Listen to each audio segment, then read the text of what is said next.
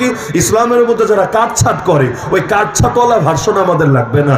একদল আছে খালি বিধান কমায় কমায় কমায়, যে এই যুগে পর্দা পুশিদার দরকার নেই, এই যুগে চেহারা ঢাকার দরকার নেই, এই যুগে এইটার দরকার নেই, ওইটার দরকার নেই। না, আমাদের ওই এই রকম ফাজিল লোকদেরও দেখার দরকার নাই। আর দুই নম্বরে কিছু লোক আছে বাড়ায়, একদল তো কমে আর একদল বাড়ায়। নবী যা দিয়েছেন, সাহাবীরা যা দিয়েছেন, তাবেঈরা যা দিয়েছেন, তাবেঈরা যা দিয়েছেন, ইমামগণ আমাদের অতীত সালাফে সালেহিনগণ যার উপর সর্বসম্মত হয়েছেন, এতে তাদের পেট ভরে না, নতুন নতুন বাড়ায়। এমন লোকও আছে, শাহজালাল মাজারে গেলেই দেখা যাবে কবরের মধ্যে সেজদায় লুটিয়ে পড়ছে, আবার উঠে কবরওয়ালার কাছে দোয়া করছে, বাবা আমারে বাচ্চা দাও, বিয়া করেছে 12 বছর, বাচ্চা হয় না, একটা বাচ্চা দাও না। কিভাবে দিবে? ডাটা কেবল দিয়ে না ওয়াইফাই দিয়ে?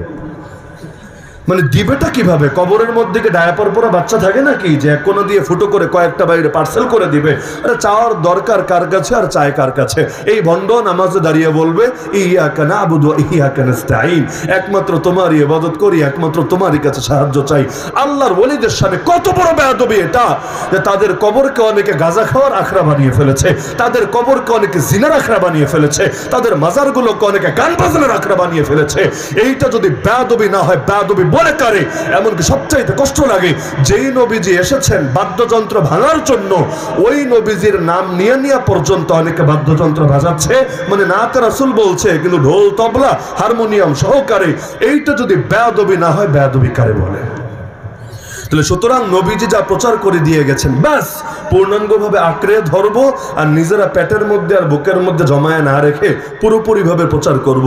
বিগত দিনে যা হয়েছে হোক, আগামী দিনে অন্তত ইনশাআল্লাহ, বিশেষ করে আমি জোয়ান ভাইদেরকে বলছি, বাল্লিগু আন্নী ওয়ালাউ আয়া, নবী যেটা ফরমান জানিয়েছেন, একটা আয়াত হলেও পৌঁছে দিবেন অন্যদের কাছে। আপনারাও চেষ্টা চালান। আমি আপনাদের প্রত্যেকের থেকে প্রত্যাশা রাখি, আপনারা প্রত্যেকে এক একজন দায়ী হয়ে যাবেন। প্রত্যেকে দায়ী। একজন দুজনের দাওয়াত সমাজ পরিবর্তন করতে পারবে না, সবাই দাওয়াত দেনেওয়ালা হয়ে যাবেন। কারণ নবীজি তো জানিয়েছেন, হাদিহি সাবিলি আদউ ইলাল্লাহি আলা বাসীরাতিন আনা ওয়া মান ইত্তাবা'আনি। কোরআনে আল্লাহ নবীকে বলে দিয়েছেন, হে নবী বলেন, এই হলো আমার রাস্তা, এই তাওহীদের রাস্তা আমার রাস্তা। আমি মানুষকে জেনে বুঝে আল্লাহর দিকে ডাকি, মানে তাওহীদের দাওয়াত দেই, এবং যারা আমাকে অনুসরণ করে তারাও মানুষকে তাওহীদের দাওয়াত দেয়। তাহলে নবীজির আদর্শ তাওহীদের দাওয়াত দেওয়া, যারা নবীর অনুসারী তাদের আদর্শ তাওহীদের দাওয়াত দেওয়া। আমরা সবাই নিয়ে যখন গণদাওয়াত দিতে থাকবো, ইনশাআল্লাহ সকলের গণদাওয়াতের বরকতে গণসচেতনতা আসবে, গণসচেতনতার ভিত্তিতে গণজাগরণ তৈরি হবে, গণজাগরণের ভিত্তিতে একদিন না একদিন আগামীর বাংলাদেশ আল্লাহ চাইলে ইসলামের বাংলাদেশে পরিণত হবে। তাহলে ধর্ম প্রচারের ভেতর দিয়েও ধর্ম প্রতিষ্ঠার পথ সুগম হবে। মদিনার বুকে ধর্ম প্রতিষ্ঠা হয়েছিল না? ইসলামের সর্বপ্রথম ভূমির নাম কি? জকিগঞ্জ। সর্বপ্রথম ভূমির নাম কি? মদিনা। আল্লাহ রাসূল সাল্লাল্লাহু আলাইহি ওয়াসাল্লাম মদিনার বুকে যে দিন কায়েম করেছিলেন, খুবই অল্প মানুষ নিয়ে না, একেবারে অল্প মানুষ। মক্কায় 13 বছর দাওয়াত দিয়েছেন, 1000 জনও কালেমা পড়ে মুসলমান হয় নাই, 1000ও না। আবার মদিনায় যারা ছিলেন তাদের সংখ্যাটাও যে খুব বেশি ছিল তা না। সব যদি মিলান, জকিগঞ্জে যেই পরিমাণ মুসলমান আছে আর 20 ভাগের 1 ভাগও না, এত কম। আবার এটাও ভাবার কারণ নাই যে মদিনায় মনে খালি মাঠ ছিল, মানে অন্য ধর্মের কেউ ছিল না, ওই যারা ছিল গুটি কয়েক হলো মুসলমানই ছিল, ব্যাস সেখানে ইসলাম কায়েম করে ফেলেছেন। না, আমাদের দেশে ইসলামের দুশমন থাকে যেই পরিমাণ, মদিনার বুকে ইসলামের দুশমনের চাইতে কম ছিল না। ইহুদিরা তো গণহারে দুশমনি শুরু করেছিল।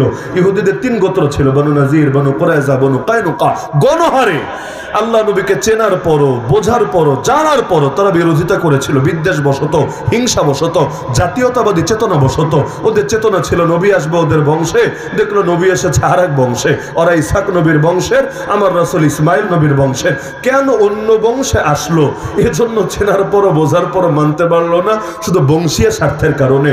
ওই বাংলাদেশে এখন যেমন চলে, আগে ছিল গোত্রীয় চেতনা, এখন হয়েছে দেশীয় আর দলীয় চেতনা। মানে কি, এই দেশের বাইরে ভালো জিনিস আসলেও মানবো না, এই দেশে পচা জিনিস আসলেও ছাড়বো না। মানে বাঙালি সবাই ভাই ভাই। এখন সে যদি কাদিয়ানি হয় তাও ভাই বলতে হবে, যদি নাস্তিক হয় তাও ভাই বলতে হবে। আর ওপরে যদি আমাদের ভাইয়েরা, তাদের রক্তে যদি জমিন রঞ্জিত হতে থাকে, তবুও তাদের পাশে দাঁড়ানো যাবে না, কারণ তারা নাকি আমার জাতি না, তারা ভিন্ন জাতি। এজন্য কাশ্মীরের মুসলমান মায়ের খেলে ঢাকায় মিছিলও করা যাবে না। ওই পেট মোটা বেনজিররা পর্যন্ত হুমকি দিবে, খবরদার কাশ্মীরের ইস্যু নিয়ে বাংলাদেশে জল ঘোলা করলে তোমাদের বিরুদ্ধে আইনি ব্যবস্থা নেওয়া হবে।